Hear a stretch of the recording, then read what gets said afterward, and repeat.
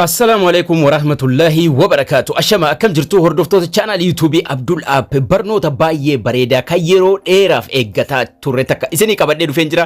Akkaataa TikTok irra guyyaa dhaloota cinqii takka malee itti jijjiiruu dandeessan ka jedhu isinii qabadhee dhufeen jira. Your age in TikTok ka jedhu on TikTok waan jedhu haala salphaa ta'een haala kamiin guyyaa dhaloota TikTok irraa jijjiiruu dandeenya. Guyyaa dhaloota jijjiiruu maaliif barbaachisa? Namoonni baay'ee yeroo TikTok accountii banatan guyyaa dhaloota umurii waggaa 18 gad yoo gootan live seenuu dandeessanii gastii adda addaatiif akkasuma TikTok irratti viidiyoo hedduminaan isinitti fiduu kadaa'imaati jedhee waan yaaduuf isin rakkisaa jira. Live seenullee isin dhorkee jira jechuudha.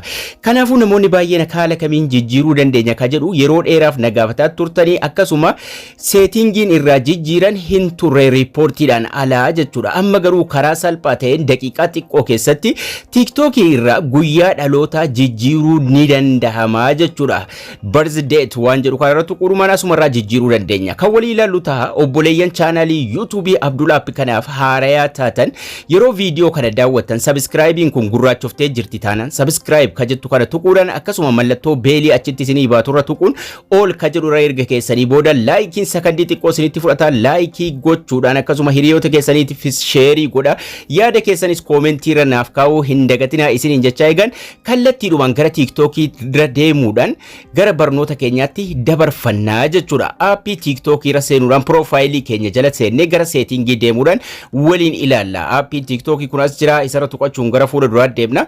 Sanaan booda egaa profaayilii keessan jala seentanii booda haala kanaa isinii baasa. Viidiyoo maxxanfamee hin jiru actually viidiyoo maxxanfamee yoo qabatan isaaluma kanaan asirratti argitu. Sararri sadan gubbaa jirtu ni jirti. Bakka seetingii deeman kana sarara sadan gubbaa jiru sanarra yeroo tokko tuqachuudhaan gara setting and privacy deemna. Duraan gara takkaan barsiiseen ture waan kana gara riipoortiitiin warri san barbaadan amma seetingii mara seenuudhumaan salphaatti riipoortii keessa dhaquu dandeessu. Amma garuu karaa salphaa ittiin barzideetiidhuma argannutu nuuf dhufee jechuudha. Karaan sun garuu isinii bahuuf waan takka gochuu qabdu. Viidiyoo kana haga xumuraatti daawwachuudhaan sirreeffachuu qabdu. Hiriyoota keessan kanaan rakkataa jiraniif sheer gochuu qabdu jechuudha.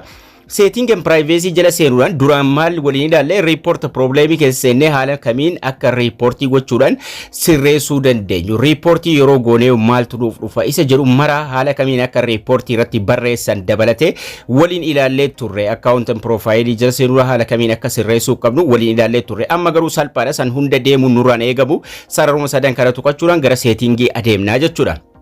Video ka duraanii sanas edasa akka argatan isinitti agarsiisa xumura irratti. Account ka jedhu ka jalqabaarra seennaa jechuudha. Setting and privacy jala erga seennee booda account irra yeroo seentan haala kanaan isiniif baasa. Account information waan jedhu ammallee jalqaba irratti arganna. Account information ka jedhu kana tuqachuun gara fuula duraa adeemnaa jechuudha. Account information irra yeroo seennu bakki lakkoofsa bilbilaa bakki emailii ni jira. Sanitti taane date of birth jedhee nuuf fidee jechuudha.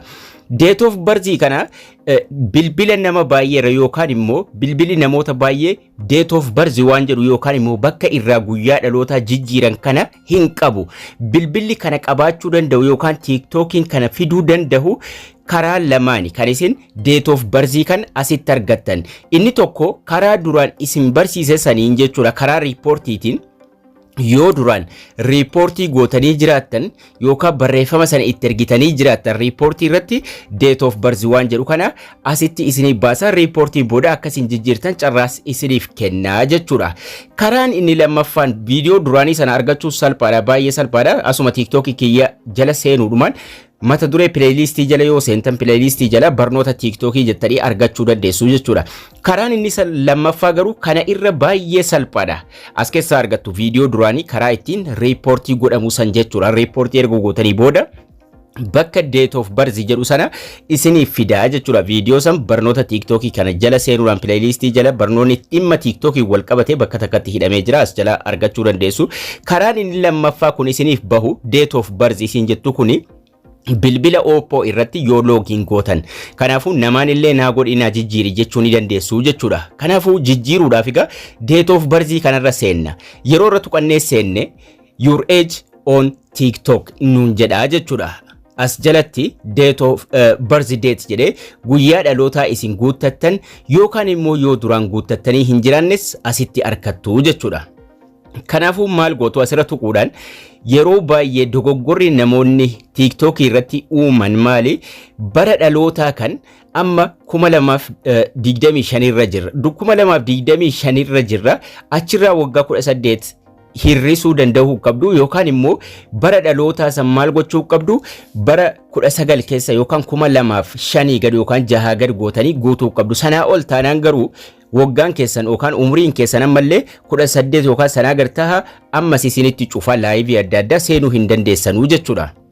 Kanaafuu bara 2005 gad gootanii guutuu qabdu jechuudha. bara 2000 takka 2002 yookaan immoo bara dhalootaa san mana 19 keessa 1999 yeroo mara yeroo Facebookii banattan yookaan immoo social media adda addaa yoo banattanii itti fayyadamuu barbaadan umurii keessan osoo waggaa 18 ol gootanii baay'ee bareedaa jechuudha. Kun egaa namoota waggaa sanaa ol ta'eef eeyyamamaa waan ta'eef namoonni baay'een guyyaa dhalootaa sin qalbeeffatan waan ta'eef bara 1992 93 godha osoo guuttanii baay'ee bareedaadha. 95 godheen jira bara 1995 sanaan booda gara baatii jira. Baatii san January February ji'a 12 keessa guyyaa yookaan immoo baatii keessa dhalattanis ni filattu. Sarara gidduu kanarra tahuu qaba jechuudha. Wanni martinu sarara isa gidduu keessaa gurraacha'ee mul'atu kan isin godhataa jirtan.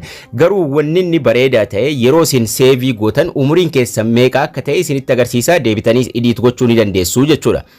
So baatii keessa dhalattan baatii barbaadan irra gad haxaa'uudhaan gochuu dandeessu. Sanaan booda gara guyyaa jira. Guyyaa tokko haga 30 guyyaa itti keessa dhalattan guyyaa sanas filachuu dandeessu. Yoo feetan yoo dhiiftanis wanni inni rakkina fidu tokko hin jiru. Wanni guddaan maali? Bara san waggaa 18 ol gootanii guutuudha jechuudha. Erga san guunnee kaane seevii tuqanna.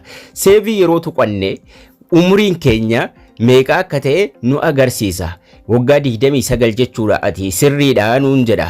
Guyyaa dhalootaa keenya konfirmii akka nuti goonu nutti agarsiisa. Haa ta'u rakkinaa miti goobaakii fi konfirmii jira. Konfirmii godhannaa jechuudha. Deebitee illee edit godhachuu dadhabuun keenya ni mala yookaan immoo carraa kan sii kennuu dhiisuun keenya ni mala. Kanaafuu seeraan ilaallee konfirmii goonaa jechuudha. Konfirmii yeroo goone enjoy your experience nuun jedha. Jijjiiramee jira yookaan guyyaa dhalootaa keenya jijjiirrannee jechuudha. So guyyaa dhalootaa keenya ka duraanii irraa amma gara kanatti naaf jijjiirame. Kanaan booda gaa yoo duraan umuriin keenya waggaa 18 gad ta'e waan feene irratti fayyadamuu dandeenya. Laayivii seenuu dandeenya. Gastii nuun dhorkuu, laayivii nuun dhorkuu haga feene irratti fayyadamuu dandeenya jechuudha. Kanaafuu dogoggora kana uumuu hin qabdani. Irra deebitanii edit godhachuu yeroodhaan sirreeffachuu qabdu. Obboleeyyan waan dhimma kana irratti dhimma barzideetii dhimma guyyaa dhaloota kanaan rakkataa jiran maraaf sheerii gochuus hin dagatinaa isiniin jechaa eegan. Barnoonni keenya har'aas kana fakkaata ture. Akkasin irraa barattanis abdii guddaan qaba. Laayikii, sheerii akkasuma yaada keessan koomentii irra naaf kaa'uu hin dagatinaa isiniin jechaa eegan haga barnoota kutaa itti aanu walitti deebinutti turtii gaarii nagayaan tura.